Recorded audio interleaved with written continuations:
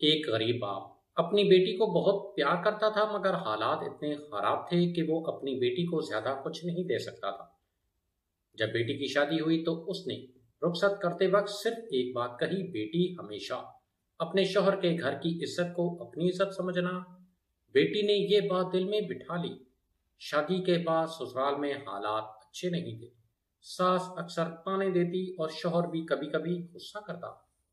بات اتنی بڑھ گئی کہ ساس نے کہا: تم اپنے باپ کے گھر سے کیا لے کر آئی ہو؟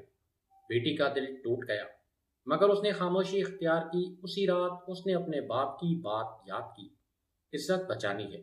اگلے دن بیٹی نے گھر کے سارے کام خوشی سے کیے، ساس کے ساتھ نرمی سے بات کی اور شوہر کا خیال رکھا۔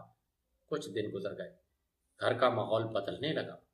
ایک دن شوہر نے خود آ کر کہا: مجھے تم پر فخر ہے کہ تم نے کبھی ہمارے گھر کی شکایت نہیں کی۔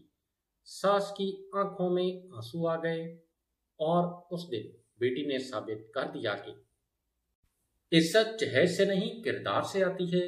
زندگی میں ہمیشہ یاد رکھو، عزت پیسوں یا جہیز سے نہیں ملتی، بلکہ صبر، اخلاق اور کردار سے ملتی ہے۔